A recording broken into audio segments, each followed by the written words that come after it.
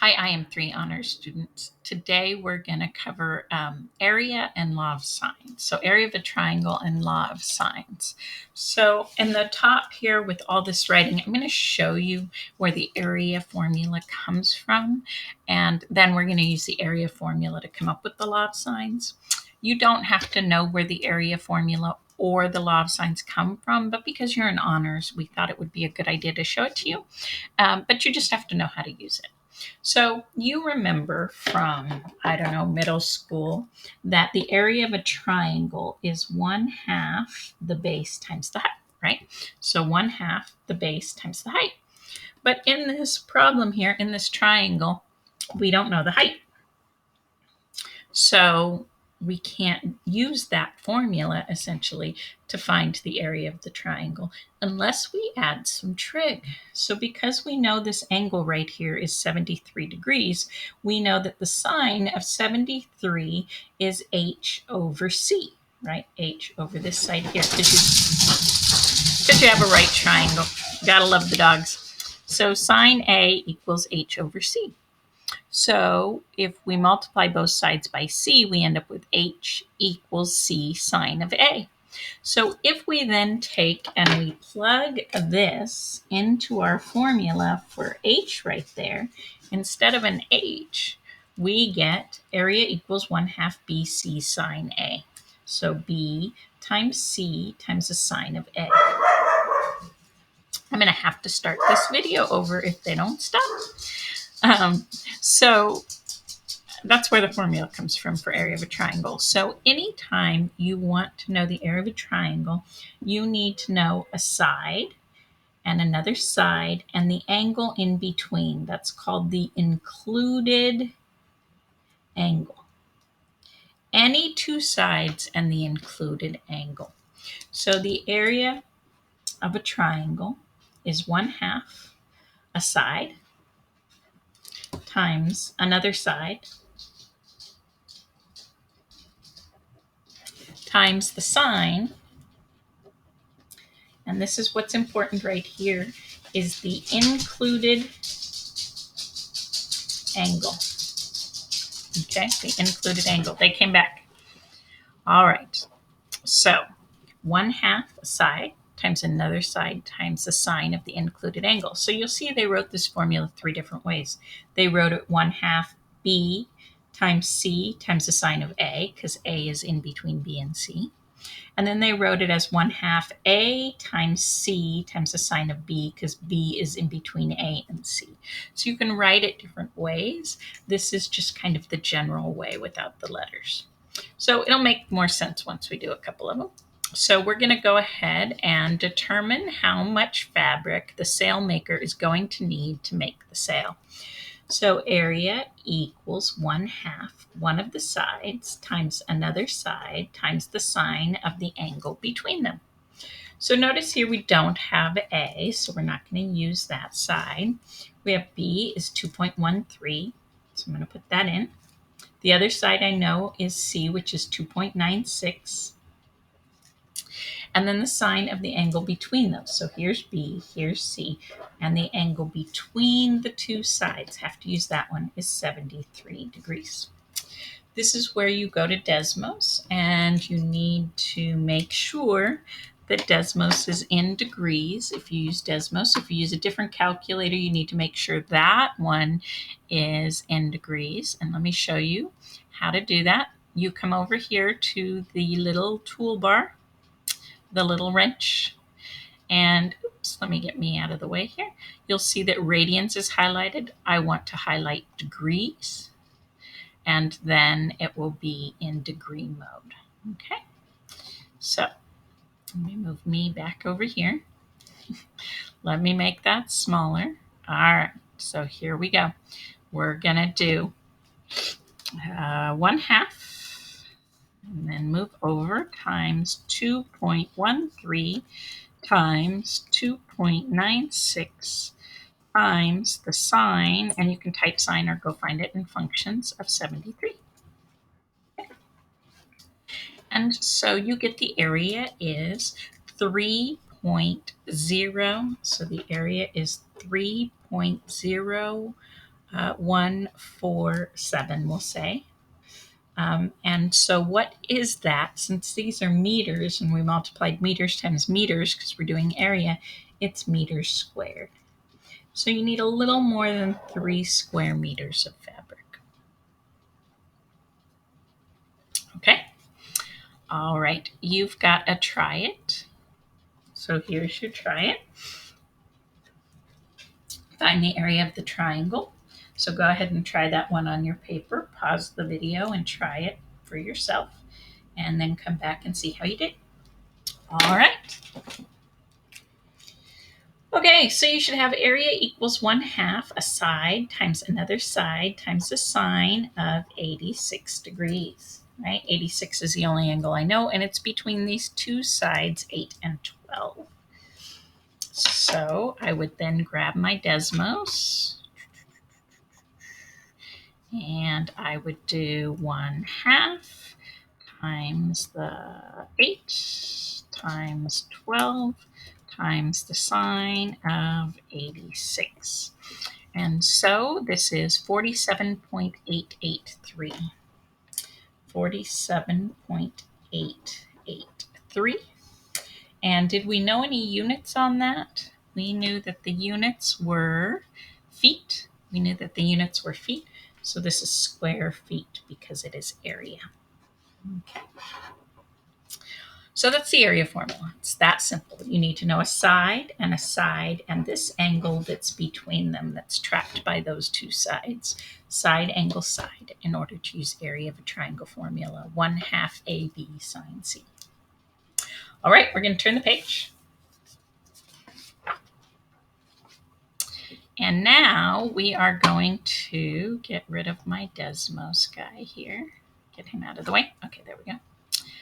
All right, and we have the area of triangle ABC is equal to 1/2 BC sine A. But another way we could have found the area of that triangle is 1/2 AC sine B, or 1/2 AB sine C. So all three of those will find the area of a triangle.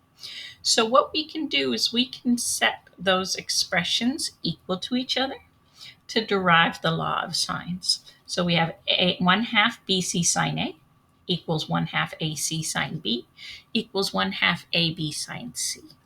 Now, first off, I don't like the fractions, so I'm going to multiply everything by 2. All three pieces get multiplied by 2. So I'm going to have BC sine A equals AC sine B equals AB sine C.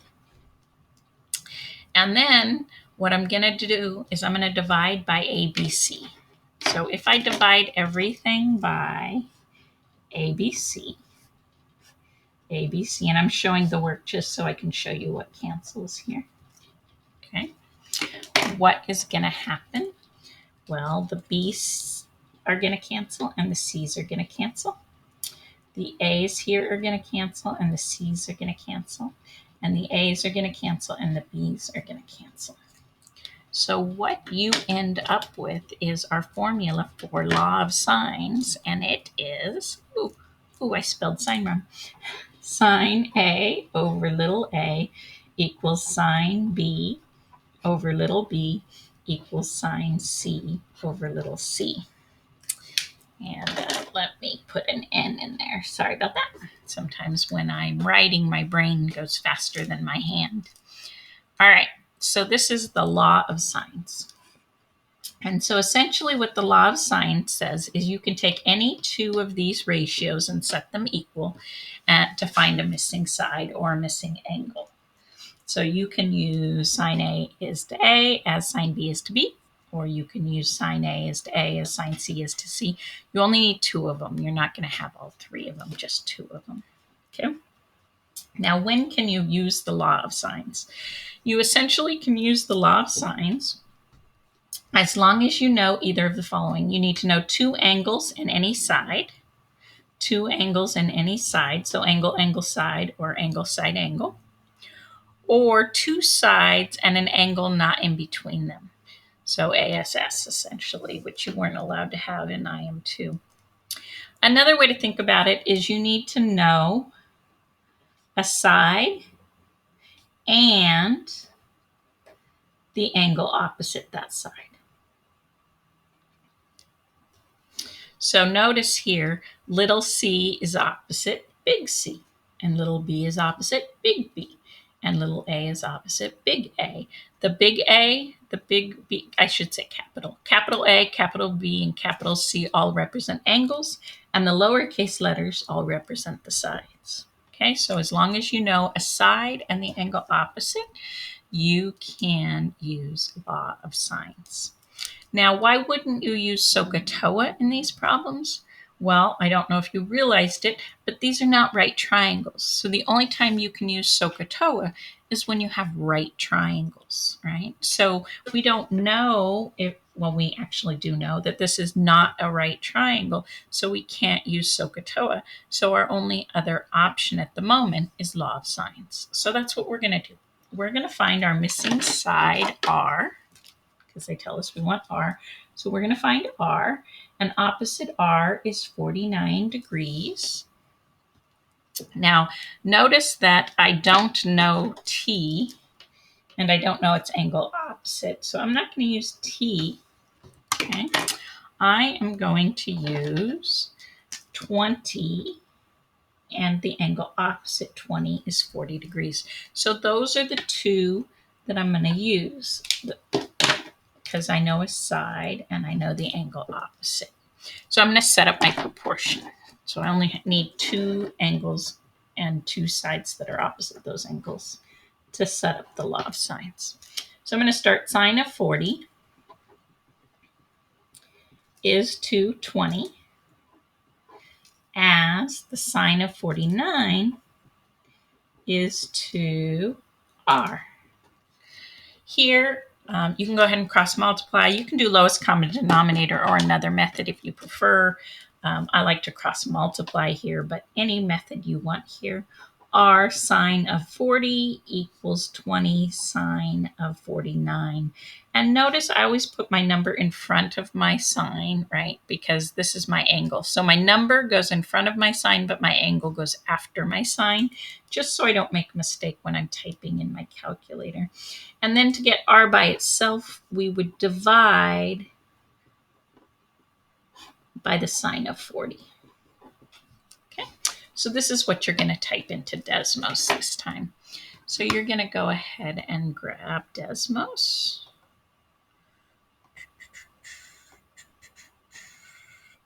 And we're not using the formula that we had before because that was for area of a triangle. And so we're trying to find the missing side. So we use law of sines to find the missing side or the missing angle. So I'm going to type, I'm going to start with parentheses. 20 sine of 49, close parentheses, divided by the sine of 40. And I do want to make sure that I am still in degree mode. Good, I am. Okay, because I didn't know if I'd closed it or not, but I guess I hadn't. So my answer for R is that R equals 23.482. And I don't have units, so I'm good. 23.482. Now notice that this side here is 23.482. And back in IM2, you learned that the smaller side would be across from the smaller angle, and a bigger side would be across from a bigger angle. So your answer here makes sense. So it's just a good idea to always check and see if your answer makes sense. So there we used the law of sines in order to find a missing side. In our last example, we are going to use law of sines in order to find a missing angle. We are going to use law of sines to find a missing angle. So I'm going to look at my picture, and I'm not going to use SOHCAHTOA because I don't have a right triangle. And I know I'm going to use law of sines because I happen to know this is 60 degrees and the opposite here is 90. So that's what I'm going to start with. Sine of 60 is to 90 as, and then I need my other one over here. Well, I don't know my angle, but it's opposite 42. So I'm going to put 42 down here, and I'm going to put sine x up there. So when you go to solve this, you are going to cross multiply, just like before. And so I'm going to get 90 sine x equals 42 sine 60. I'm going to divide by 90 to get sine x by itself. So I'm going to get sine x equals 42 sine 60 degrees divided by 90, right? Because that's times right there. So to get rid of it, I divide. And now if you remember, anytime you're finding an angle, you have to take the inverse sine. So you have to take the inverse sine of both sides. And when you take the inverse sine of both sides, you get x equals the inverse sine of 42 sine 60 degrees over 90. And this time that is what we're going to type into Desmos. So there's my Desmos.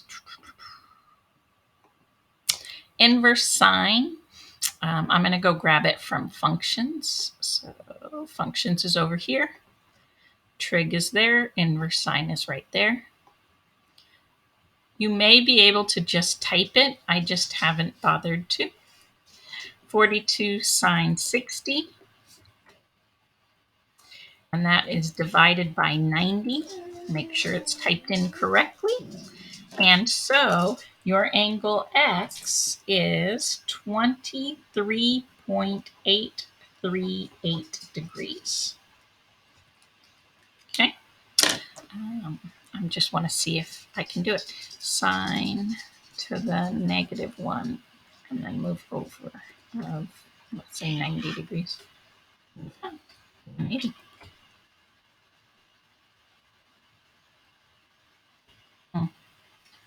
No, it doesn't like it. You have to use it in functions. Good to know. That's why I always do it that way, I guess. All right. Anyways, that is your lesson today. You did area of a triangle and you did law of sines. Use area of a triangle to find the area when you're asked for area, the square footage, how much fabric you need, paper, etc. And you do law of sines when you are trying to find a missing side or a missing angle. A missing side or a missing angle. Good luck, and I'll see you tomorrow. Take care. Bye, guys.